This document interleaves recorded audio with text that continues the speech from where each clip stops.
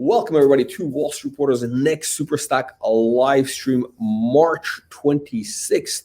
We are back with bets. Again, our goal is to bring you those stocks which have that 10x to 100x upside opportunity. So these are companies going after massive market opportunities, multiple catalysts in place, and at a key inflection point. I think bets covers all three of those. But again, check out the interview, ask your questions, and then decide for yourself if bets is going to be that next 10 bag or even a 100 bagger. We haven't had any 100 baggers so far this year, so maybe bets could be the first. Chris, so let's get right into it. Before we get into progress in India, expansion into the U.S., other global plans. Sure. Give for anybody that's new, can you give us a quick snapshot? What does bets do?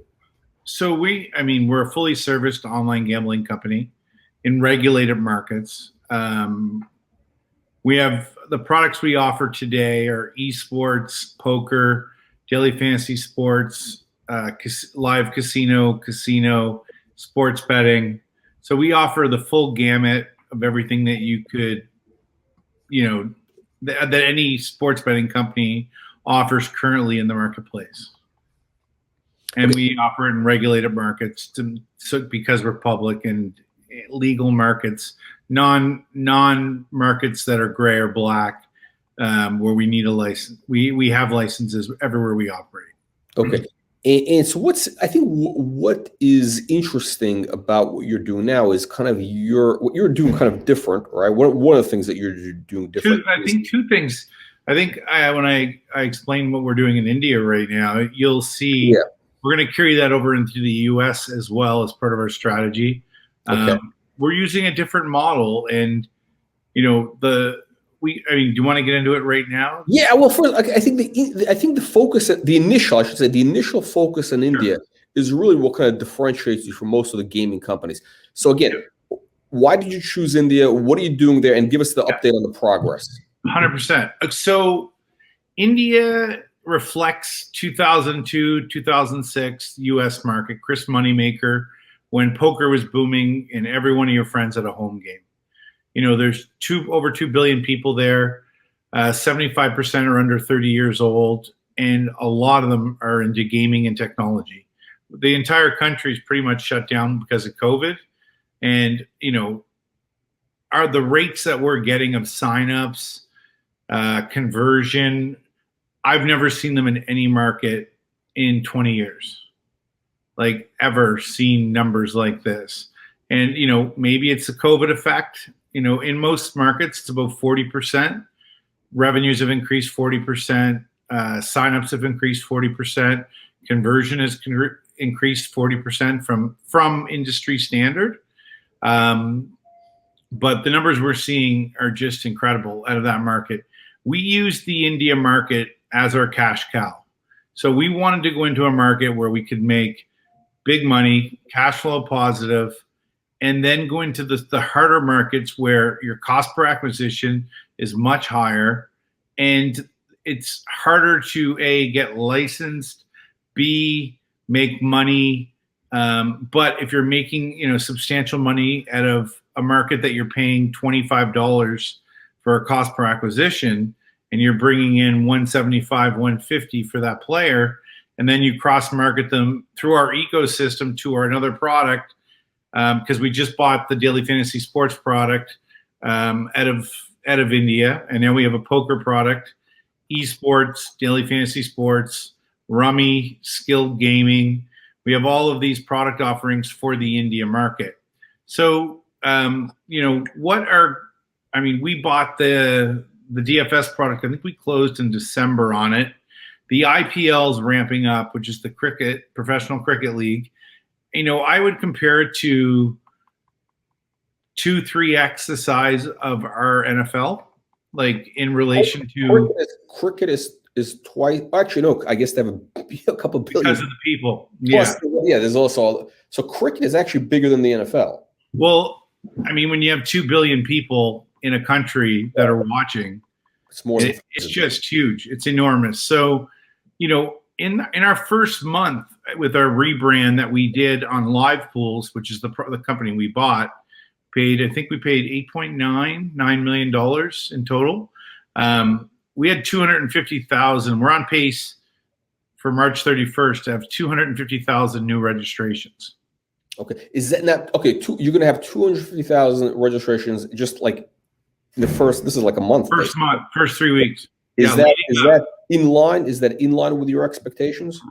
I mean, to be very honest, I'd say our expectations were probably 20,000. So you're getting 10x. You're getting 10 times what you were expecting.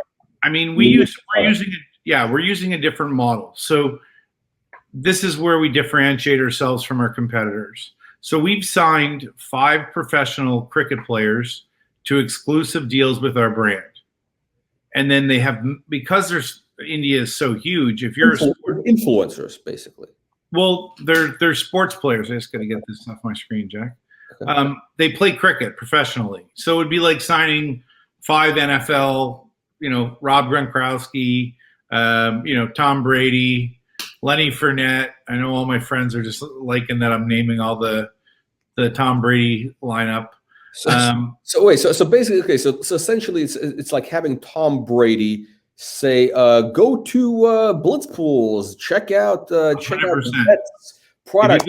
If you go to Blitz Pool, we use regular influencers as well. So we ended up Bollywood guy. I think you have some Bollywood. We use some Bollywood stars, some girls that are models in India.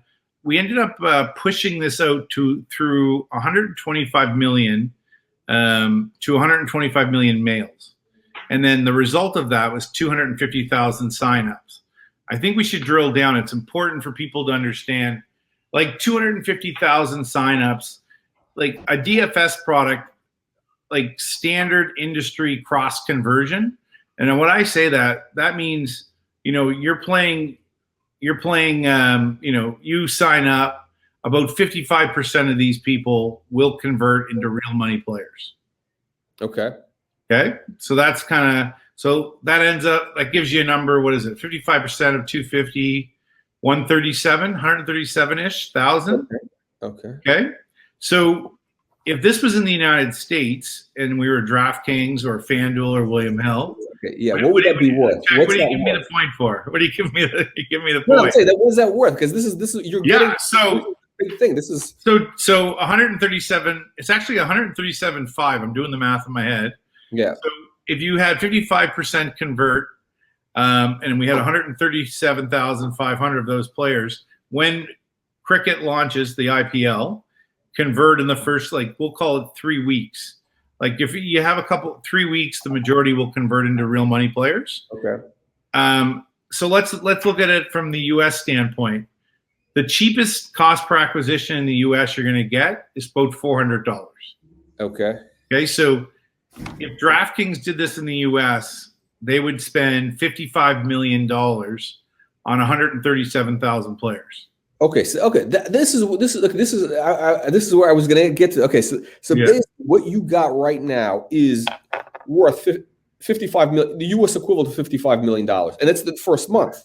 Yeah, we have a database of 1.7 million plus this 250, so we're just under 2 million registered users with our DFS product that we purchased. So are you saying potentially it's a million actual?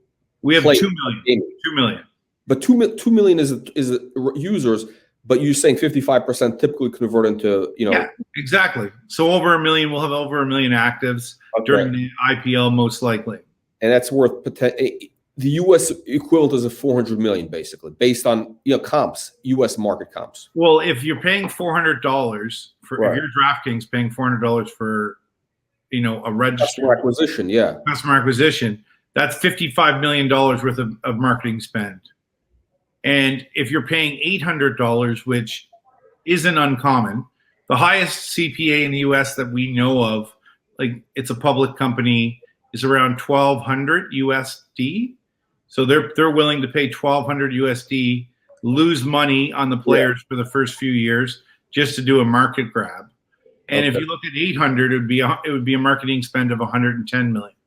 Okay. So, okay. So I guess the takeaway right now is, okay, so potentially, I mean, essentially what you have right now, your database is worth, well, okay, in India, they're not betting as much. They're not worth as much as in the US. They're worth about $100 less than a Okay. US player, Okay. but we're paying under $25 in most So you get a much better risk reward, much better spread. Yeah, it's a much better, okay. So you're paying, if we were buying traffic and using our own conversion methods, we'd be paying $25-ish for a player. That player is worth 150 to 175. In the US, the average FanDuel player is worth $217 per year in revenue. The average DraftKings player, depending on if they gamble in the casino or sports betting, if they're in a state they do that, they're probably worth $500 or $600. This is in a state where you can do you have multiple product offerings. Over in India, I mean, we're like 175 and we're paying 25. Okay, so really, I mean, one of the things, I mean, to look at it is essentially the stock based on just that, based on just those metrics, it's really undervalued. I mean, it's essentially somebody's, I mean, in other words, like a DraftKings or somebody like that. I mean, they should be just picking you up right now on the cheap. I mean, even at $1 a share, it would be cheap. I mean, you want our US. I wouldn't sell. I mean, I would vote not to sell at $1. Right. Our U.S. strategy, and that we're about to, Wait, Chris. Let's get into the U.S. in just a second. Sure. India. Okay, so India is a massive opportunity. You're doing this for 20 years, right? You're really, I mean, you're still a young guy, but you're basically a pioneer in the online gaming space. Yeah, I can't say yes because like my friends will destroy me on that question. No, I mean, 20 years is a long. I mean, that's like I mean, for 20, I've built 6 companies, sold them all, and then I had a 5-year non-compete in 2010, and took a break. Just did VC stuff where I was buying pieces of different things. And when the U.S. legalized, that day I made the decision to put the best team together that we could possibly put together. We have, former head of online from William Hill. We have the head managing director of PokerStars Sportsbook, Andy Lee. We have the head trader from Victor Chandler and Bet365, Ian Merriman. Like, we have the two former CEOs that are running that were running $1 billion company that are running India and Latin America for us. They had that market as an $800 million profit center. So the two that we brought in to run those areas, they're former CEOs at Bodog, and they're consultants for our company. And I mean, they're doing an incredible job. I mean, we're still averaging almost 2,000 new registrations for our poker site in India, which is 60,000 players a month. I mean, when I sold my company in 2010, I had 797,000 active users across 8 networks. So I would buy a skin on a network. I never owned my own platform. I would do white label deals, like franchising almost in a way where you'd have a deal with a poker provider. And I had 8 of them. And we had 797,000 actives when I sold. So Wow. the numbers we're doing are shocking to say the least. Okay. And now we're about to enter the US market, which, we're all super excited about. A lot of people think, I'm about making money, and the India market is a cash cow. Okay. How big is the India market? The India market? Geez, it would be, there's 250 million people, 75% are under 30. I mean, it's billions. I mean, Dream 11, which is a #1 competitor to us in the daily fantasy sports space. I'm not talking poker, where ADA is #1 ahead of PokerStars. Dream 11 is worth 2.5 billion in the last 3 years. So in 3 years, there are 2.5 billion. What would you need to do to get to that level? Just continue at this pace. you think if you so basically you're saying if you continue at this space that you're going we'll be $1 billion company in the India market in 12 months. At this pace? At this pace, 100%. Do you believe? I mean, okay, so is there anything standing in the way of you continuing at this pace? Is this beginner's luck that you just out of the gate getting this or no? This is management. So it's like horse racing. You bet on the right horses, right? So, the two guys that we have running India were CEO and chief strategy officer for 19 years for a company that was making $1.5 billion a year. So, we're betting on the right horses with our team. I mean, Andy and Ian turned PokerStars into a $100 million profit center in their sports betting product in 36 months.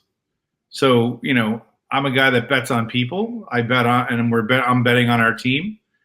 I take stock. I don't take a salary. So if you're willing to give up 2 years of your life right now, and let's call it another 2, and not take a dime and just take stock options, I think that you believe in that you're going to sell and get out of the market. I think we'll be bought out in the next 12 to 24 months latest. Okay. At what price are we talking about? $50 a share, $100 a share, $10? It all depends. Look, there's a few things. One is we have a very different strategy in the United States, and the company that we have partnered with is a multi-billion-dollar company, and we're under NDA right now that we cannot announce them due to a transaction they're involved with.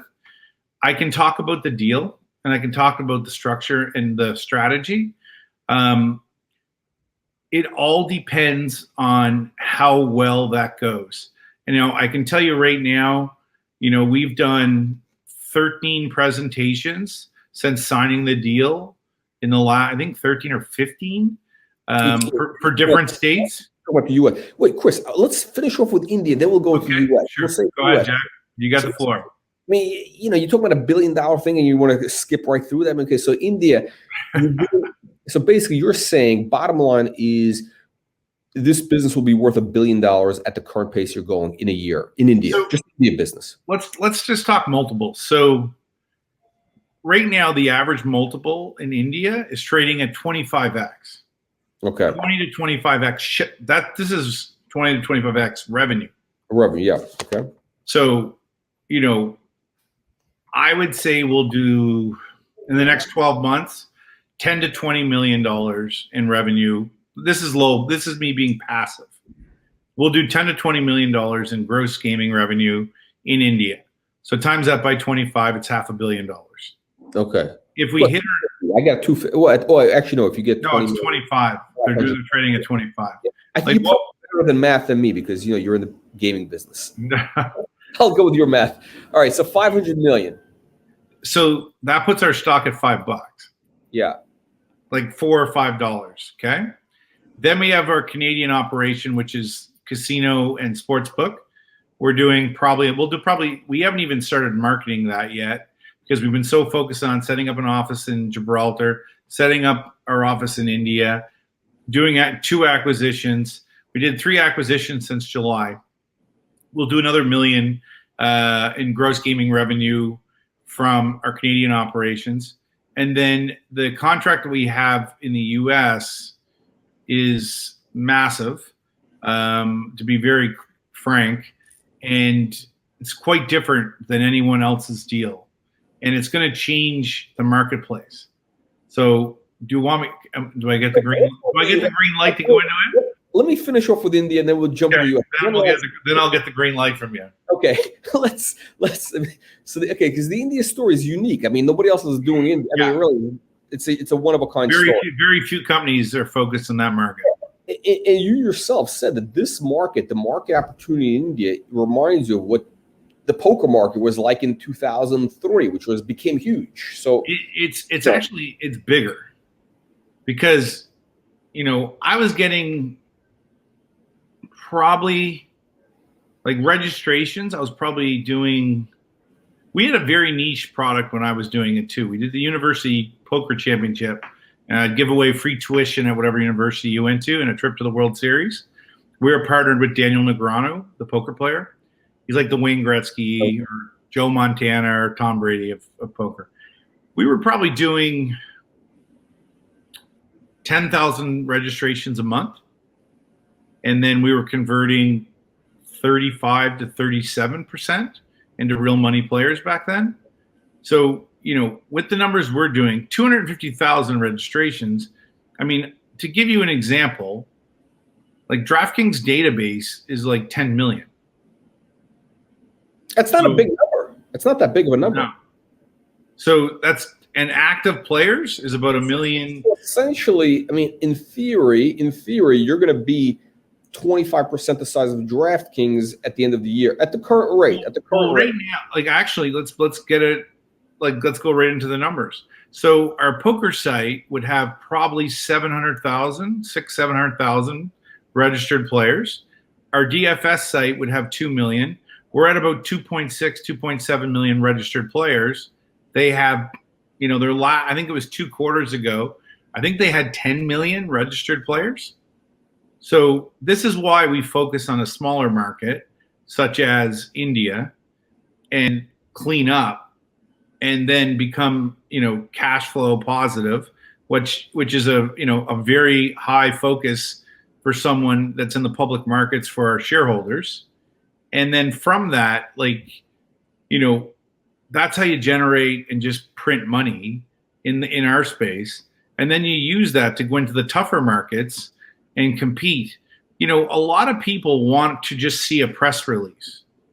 Like, if you look back at, let's pick the Score, for example, and I'm not picking on them at all. And I mean, I like to pick on them, I do, Jack. But when they announced they were going into the US market, they've never made a dollar. If you go through their financials, they've never made a dollar in 11 years. But their stock went to 90 cents, then it went to $1.75 because they announced 2 different states.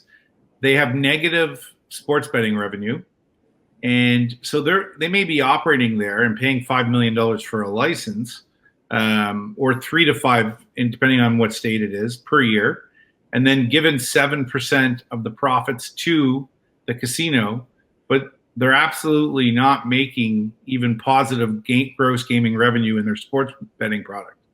Like to summarize what that means, Jack, it'd be like you owning a suit store and someone comes in, buys a suit and takes it back and refunds it. So they actually have negative, you did it on sale and you guaranteed it. They have negative revenue in their sports betting product. Well, they make it up in volume. Yeah, I mean, and we're doing we just launched in Canada. We'll do 1 million in Canada, and we don't even have an affiliate program set up yet. It's just literally through our network and through our sites, we're doing deals to send traffic with influencers, similar to what we're doing with the 5 cricket players we signed in India. Okay. So let's talk about the U.S. Let's get into the U.S. Sure. Okay, so you put out a press release, you're entering the U.S. market. Like, what's your strategy for the U.S. market? Okay, the first thing I think most important for you and the listeners is to understand the exact strategy that's happening now today. This is a pre-COVID strategy that still exists. And then I'm going to explain to you the strategy we're using, which will tie it all together and make a lot of sense for the viewer. So this is how it works. We'll pick New Jersey as an example. So the MGM in New Jersey would have 5 online gaming licenses. So they could sell 5 licenses to online companies. The difference between a land-based company and an online company, like with regards to operations, is like, you being able to drive a bike and then me giving you the cars to a Ferrari. Completely different businesses, completely different acquisition channels, completely different player values. There is nothing similar. I could not run a land-based casino. I don't even know if I could deal blackjack. I have no idea how to run. They have no idea how to run an online site. So what happened in the US was they all got 5 licenses. They all went out and created a bidding war for themselves. This is pre-COVID. So licenses in New Jersey were going for, $5 million. So you pay $5 million, let's say, to the MGM as an example, and then you launch a brand under the MGM. You get access to their database in some cases, not all. Okay. But let's just say that you're DraftKings and you've paid them, you did like DraftKings or William Hill. William Hill did a 5-state deal for $30 million. So, their deal would be that they got access to the database of their customers in those markets. Okay. And William Hill prepaid for markets that weren't even open. So there was no law that actually said, in New York, you own the rights to, our license in New York. But you can't gamble in New York. So let's get back to the strategy. So they pay them $5 million for a license, and then they would take 7% of the profit out of the market. So MGM would get 7% of our profit monthly by marketing to their customers in their database, as well as net profit. Net profit. Okay. Net gaming revenue. So NGR is net profit in our world. So what they would do is they would get 7% and $5 million balloon payment up front. So, when COVID hit, all of a sudden, they're banking on that all of their customers are going to continue to come through the door. Picture the tax, like a tax bill on, a huge casino in New Jersey. Like, I can't even imagine that number.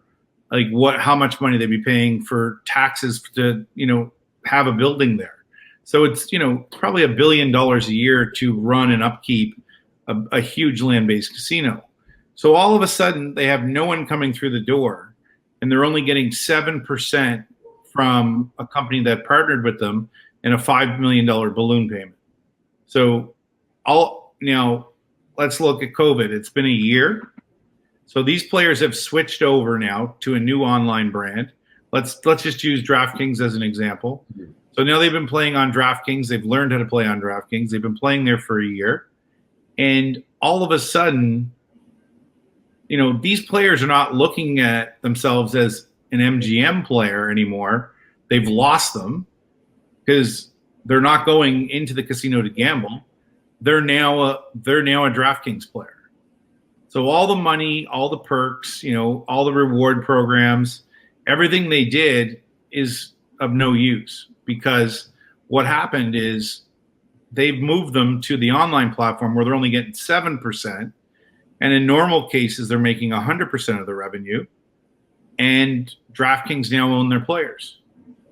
So the structure we've used is we put together a team of 35 per casino.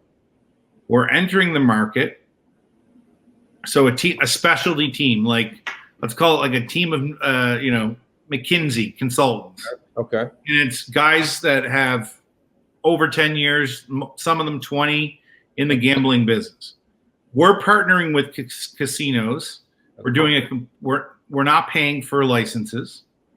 We're not paying for employees. The casino, we're covering the employees.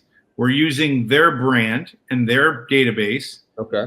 And we do a revenue share for that with those companies. So our cost of entry to the US is $0. Okay. We have zero overhead with employees, zero overhead for marketing, and we're getting between 30 and 40% of net profits. Whoa. Wait, hold on. Okay. They're going to give you 30 to 40% of the net gaming revenue. Well, think about it. They were getting 7. For your expertise, basically. Yeah, they were getting 7. Okay. Now they're going to get 60 to 70, depending on how much money volume we do. Okay. Yeah, but before it was DraftKings doing all the marketing to drive or whatever it is. It seems like that was a better deal than what you're. No, you're only getting $5 million to these casinos is a drop in the bucket. Okay. And 7, where they make their real money is off the gambling, off the food, off the the nightclubs. They don't have those players coming through the door now. Mm-hmm. So if you tell them they're going to get 7% for the next 3 years, I'd be worried about bankruptcy for land-based casinos. Okay. So essentially, okay. So what exactly are you doing? What are you doing for them? In other words, you're basically giving them your. We've created an arm inside of our company. Okay. That will literally go in and run a B2C operation for a casino in the United States. In-house, basically, it'll be like their in-house. Okay, so it's like So we become McKinsey. Bain Consulting, McKinsey, any of those. We come in, we're the specialists, we run it, we run their database, we convert their players. They're still playing on, we'll use MGM as an example. If we did a deal with MGM, they're still playing on MGM branded sites, so they still recognize, they're still earning, loyalty points through MGM. And there's no cost to reactivate these players when the doors of the casino open back up, because they're used to playing. They still think they're playing on an MGM property. It sounds like a good deal. Okay, so you're saying that you have a deal like this in the works? No, it's signed. It's just we're under NDA for the next little bit. It'll come out pretty shortly. And how big is the casino? Can you give us a hint? It's not a casino. It's worldwide. Okay. And it's massive. Okay. So it's a brand name that people would know. Everyone that knows anything about online gambling, anyone that knows anything about the space or sports, in general, will be very familiar with it. Okay. So there's only a handful of names. How many there's not that many names in this business. Right, so we're not playing Family Feud here or something. Let's get into the good stuff. So let's see. Okay, so what? So basically, here's what is a tiger team? That is what you're doing. You're giving this tiger team that's a good way to put it. She put it. We're setting up a team of experts to go in and convert their the people that were coming to their casino on a daily basis, that have never played online. We're educating them about online and educating them how easy it is to download an app to their phone, and they can do it from their coach on a Saturday night instead of getting dressed and driving into the casino. Mm-hmm. So what happens then is your lifetime value of the player goes way up, because think about if you had to drive in to make a bet every time that you wanted to make a bet while watching the game. An interesting statistic for you is between 75 and 80% of all bets made right now in the world are in-game betting. Oh, yeah. So people, you have the loyal guys like, someone like Gary Vee that probably bets on the Jets every Sunday, or, some company that you have something. Someone just showed up here. Sorry, Jack. You have like those people that, will bet every single night on, the New York Yankees or the New York Jets every Sunday. So you have that happening, and they're the people that are betting pre-betting. Okay. And then 80 to 85% are betting in-game. So, they're watching the in-game odds change. Maybe you're a Yankees fan and they go down by 2. Okay. It's the 5th inning. And you're like, I think they're going to come back. So you place a bet while the game is going on. You got really good odds because they're down by 2. Yeah. And 80 to 85% of all betting right now is taking place like that. That's very interesting. It's actually, it makes more sense because it's more kind of exciting, I guess. You get better. Depending on the odds, but yeah. You don't see a lot of, the Super Bowl is an exception where a lot of people will take the first line that comes out. They always say is like the best line that comes out Sunday night. Okay. After, it's decided who's going to the Super Bowl after the 2 semifinal games. But for the most part, a lot of the betting for all sports and all games is happening while the game is going on.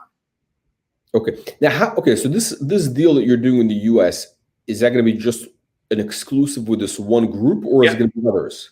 No, it's just exclusive. Exclusive, okay. It's exclusive. And if we want to do a deal with a client outside of a client that isn't theirs, Mhm. it has to go through our partner. Okay, so I guess the next question is how much could this be worth to bets? Assuming this gets some level of traction, how much do you think you can make from this? I mean, truthfully, it's an 8-year contract. Okay. I think it's a multi-billion-dollar contract in the next 8 years. In revenues for bets, you I think think I think if we do this right and execute, I think it's a multi-billion-dollar contract. this is basically a game changer. This is essentially a game changer. I think when we announce this and you have me back on the show, Okay. I think you will understand really quickly how big this opportunity is for us in the United States. And it's already done. It's signed. It's just Signed. the name has not been announced. We're adding people to our team. We added a guy yesterday. Okay. All right. Very interesting. Very interesting. Okay, so this is, I mean, why talk about anything else? I mean, that's it. Basically, if you're saying this, I mean, it's huge. I mean, look, we should I was going to ask other global opportunities, but maybe we could just, we could just end it here. What else? What else is there? I mean, look. I mean, if you're a casino owner and you're getting $5 million, you think me and you think that's a lot of money sitting here, but $5 million wouldn't keep the lights on in the casino for the next 12 months. So, they were counting on the online sector, which they knew nothing about, to be just 7% variable income they got on top of everyone coming through the door. So COVID has brought this opportunity to the forefront. Because with COVID, all of a sudden they lost all of their revenue. And then they're only getting 7%, and they know that their partner, i.e., let's call it a DraftKings, is getting 93% of the revenue.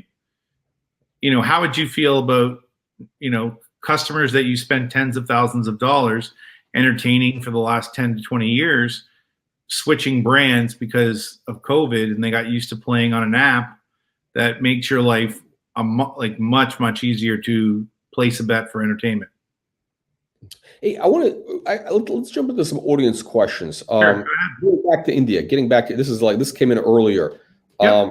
How confident are you that the conversion to paying players follows the same percentage? Are you going to get the same conversion rates?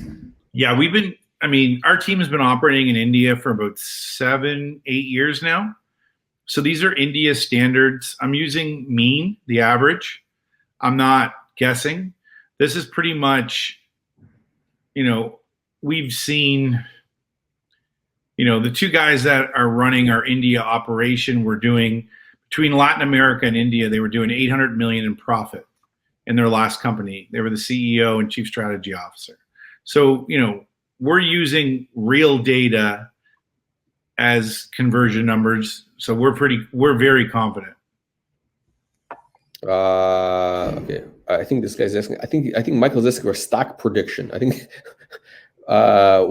When will stock be $4 to $5? I think. Okay. So in terms Tell of Michael to stop drinking and go buy the stock.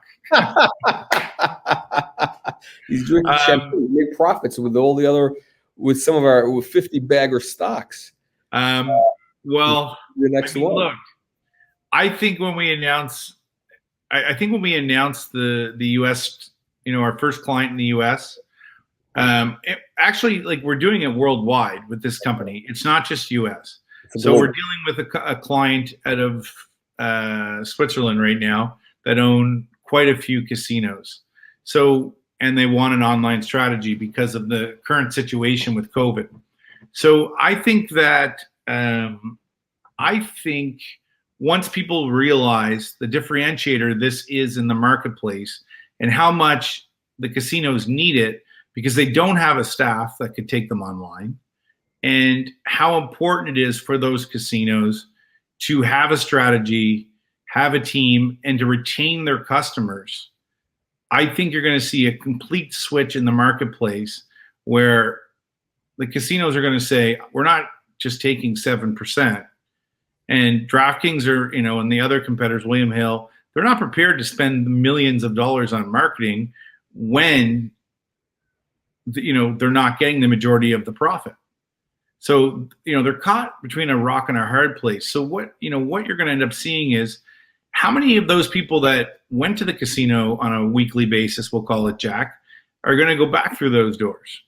Are you comfortable going into a casino right now? I'm just not. I'm just not into wearing a mask. I'm not into the mask thing. But So would you go and you feel comfortable on a weekly basis to gamble?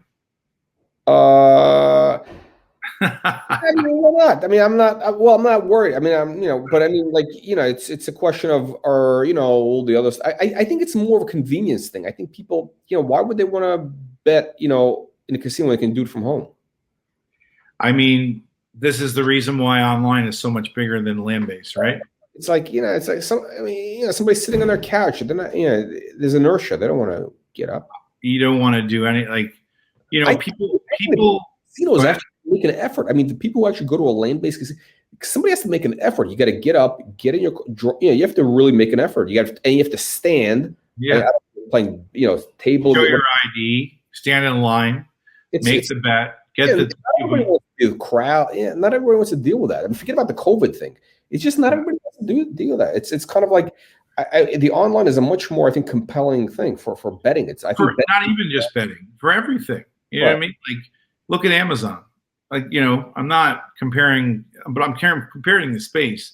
I'm not comparing our company. Example, I'll give you a real example. It's sort of like, I don't know, this is, back in the day, they used to have, before they had like online trading, they had like, boardrooms, you'd go into a brokerage and they had like the ticker going across the board. Yeah. You go there to give it, it's sort of like a betting parlay. It is. They do it in they still do it in horse racing. You go to give the guy your trade order. And I mean, I don't think that exists anymore, but people would much rather sit at home in their underwear and day trade than go to an office somewhere with a bunch of other people and whatever. Thanks for the visual of you in your underwear day trading. Right. Yeah, I mean, look, it's about convenience. This is what technology has done for us. My wife hasn't stepped in a grocery store in a year. It's the same idea, right? It's the same idea. I mean? Like, we pre-order our groceries and we pull up and they deliver them. And how much are the grocery stores losing with the variable cost of her walking down an aisle and seeing something that she likes? Right. So it's a bit the same kind of idea. It's essentially like a lot of people, yeah, sure, you missed that experience, whatever. But some people they don't want to leave the house. Whatever. Why? On a Saturday night, we're seeing it. A lot of people, are using online gambling as entertainment on Saturday nights. They're placing their bets. They're playing blackjack. They're playing slots. We see it every week. Let's talk about other markets besides the U.S. now. You're entering other markets. What other markets are you? What are the markets besides India? What other markets are you getting into? We bought a company from Curacao that operates in Canada, and the Canadian government are going to legalize. So we'll be first in line to apply for that, and we'll pull that brand out of the Canadian market. Right now, it's legal. Like, it's where the mind and management of the company and the server exists, which is in Curacao, that we purchased this company. So we're in the Canadian market. We're doing, minimal marketing because we're so focused. I mean, keep in mind, Jack, we launched July 2nd. July 3rd, we went public. So, at the end of the day, we're less than a year old. If I backed out all of our marketing expense in these other countries, like India right now, India, Canada, we'd probably be cash flow positive in the first 6 months of operation. And that's based on the margins that occur in an online business. Like a poker product would have could have high as a 55% profit margin on a poker product from online because A, you have no dealers. B, you have everyone sitting around. You're getting, in a casino, you're getting 24 to 26 hands an hour dealt to you. In an online poker site, you're getting 50 to 60 hands dealt. So all we care about is churn, right? Is the rake. The rake, everything's being raked. So if you're getting, 3x for one table in rake from an online table versus sitting in a casino, and we pay no overhead to, there's no brick and mortar, there's no dealer, There's no, casino or poker table. Think about your profit margin. Yeah, no, it's we got okay. So we have a send. This will be the 100 bagger stock. This guy's got 40,000 shares. Chris, here we go. Is possibly loading for up for. Well, 100 bagger would mean that we go to $33. That's what 50 from when we wait. Yeah, $35. Let's call it $35. So can you be a $35 stock? I mean, look. I mean, Amaya did it, which is Poker Stars, and they did 13 acquisitions in the first 18 months, and we've done 3 acquisitions, 4 in the first 8 months. So we have 12 months, we'll call it, to do another dozen. I don't know if we can get a dozen in, but I can shoot for that. You can follow that model, so you could do that basically. I'm trying. Okay, so that okay. Oh, this is very interesting. So basically, that is your that's the template.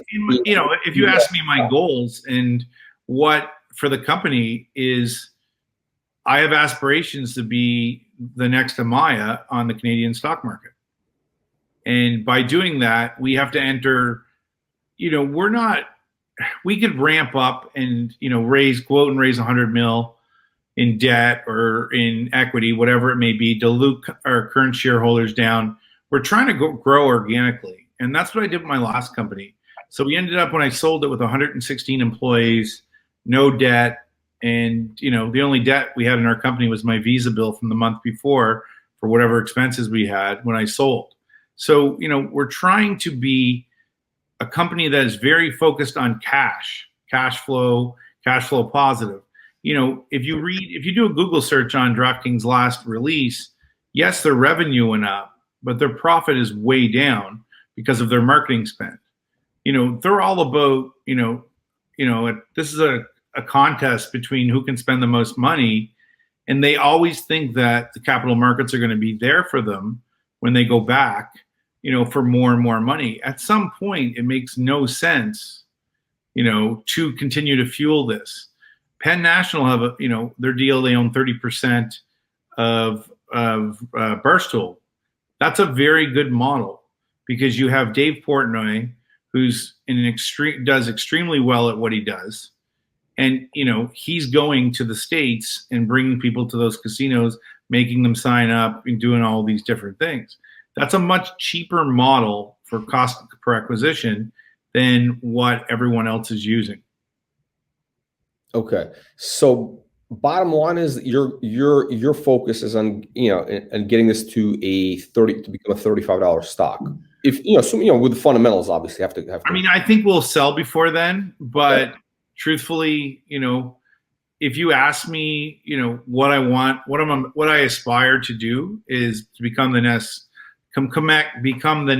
Amaya on the Canadian Stock Exchange. Okay, so north of $5 at least. I mean, if I've done this for 3 or 4 years and we're $5, I'm not going to be happy. Me and you are not going to have a happy conversation, Jack. I don't take a salary. So okay, so north of $10 basically. That's our internal. I mean that's where my goal is $10, like minimum $10. Okay, $10. That's my goal to sell the company at. If you said, what is your goal to sell the company? I just have to plug my computer in 1 sec, Jack. Yeah, sure. So that, which is, I always like to know that there's a goal in place, a number, and that could be that somebody can work forward to. Well, let's think about it. Let's reverse this. Yeah. Okay. And you can reverse engineer from there, basically. Now let's reverse engineer this, and just think about this for 5 seconds, and it's going to tell you everything you need to know. So we have two former CEOs of billion-dollar companies that had no equity. They're private companies working for us. They own large percentages of equity in our company. They're insiders, so they'd have to report. They're not selling. We have the 2 gentlemen that started and ran Poker Stars Sportsbook, Andy Lee and Ian Merriman, who I think you can't between the 2 of them, they're top 5 in the industry. We couldn't replace them. Like if we lost them, we would have a large problem on our hands. So you position them with equity. They're taking low salaries, and their upside is exactly what me and you were talking about. They want an exit where, they brought PokerStars to $30. It didn't mean that they became multi-millionaires or multi-billionaires. They were, large salary employees. So we did it the opposite. We went after the biggest fish, biggest fish in the sea in the online gambling industry in terms of people with experience building billion-dollar companies. And then we went the opposite way. We said, look, you're going to take a lower salary, but you have way bigger upside. And let's build this as a team. The CEO is going to take no salary and just stock. And he doesn't get paid until we sell this company. Okay, so essentially what you have is an all-star team. I mean, to use a sports, I'm not really a sports guy. I mean, it's essentially you have, like, I don't know, name a team, whatever. It's like the who is the team? The Patriots. Tampa Bay.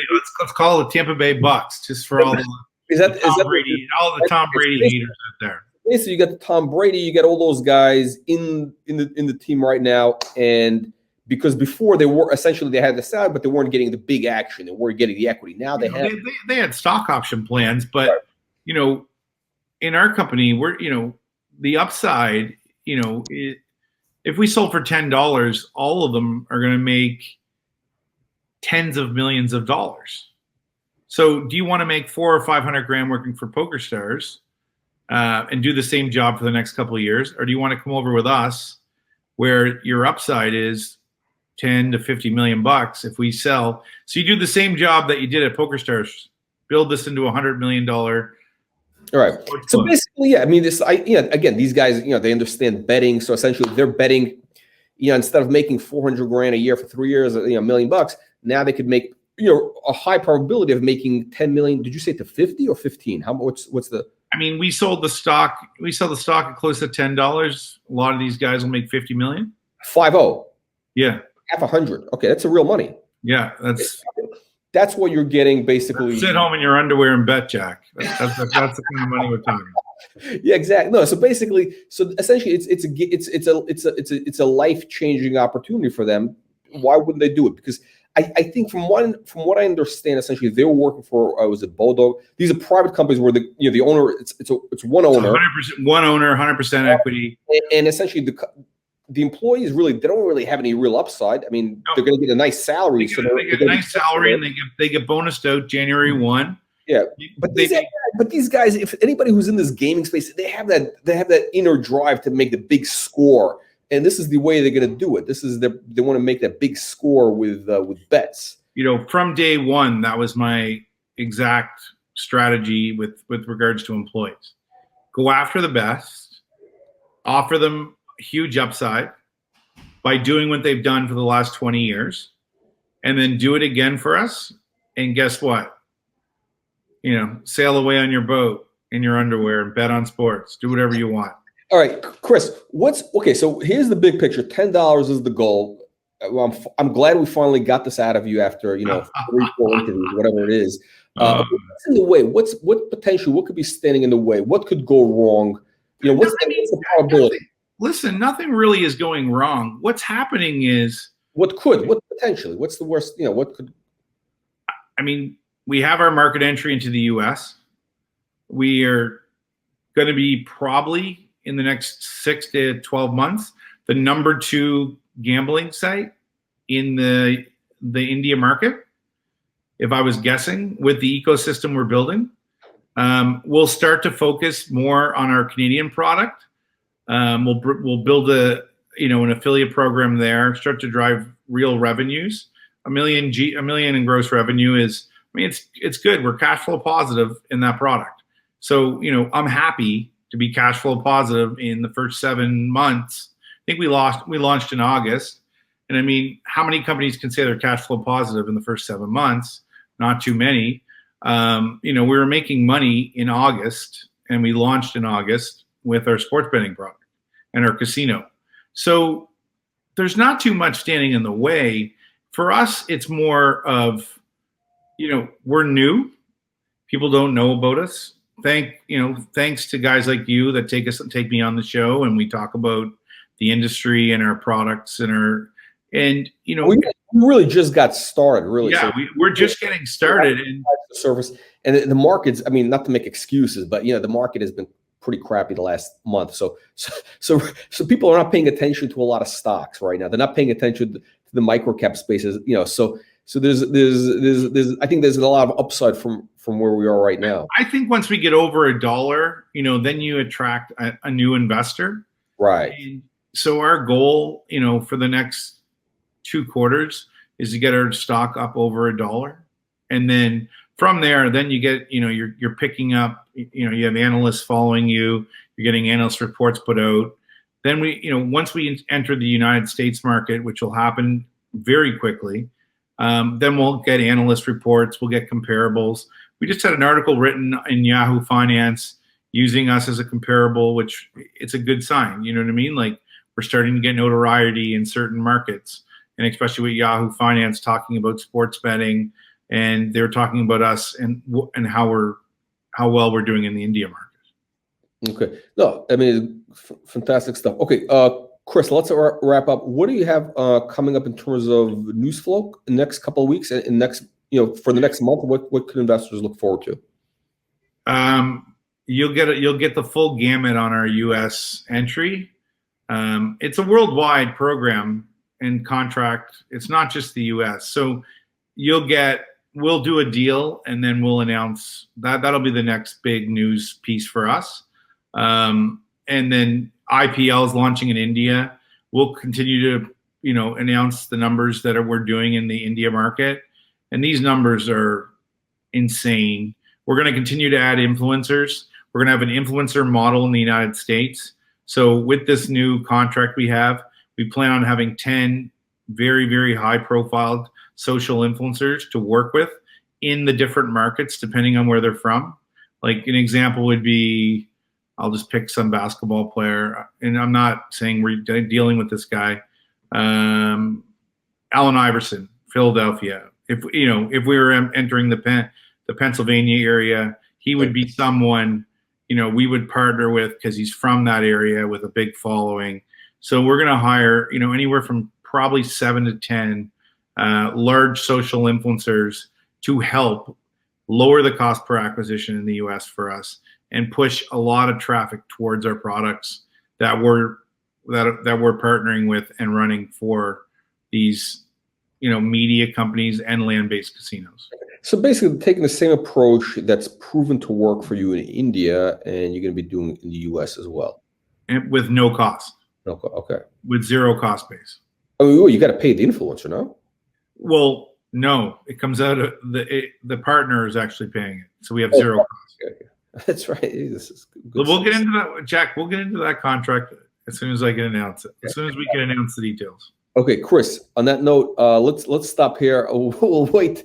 We'll do a follow up when the contract comes out. Chris, thank you again. Thank you for all this great. We got some good things we were able to pull out of you. We'll see you in the next slide. Thank you, everybody, for joining us. Thanks so much, Jack. Appreciate your time always. Thank you.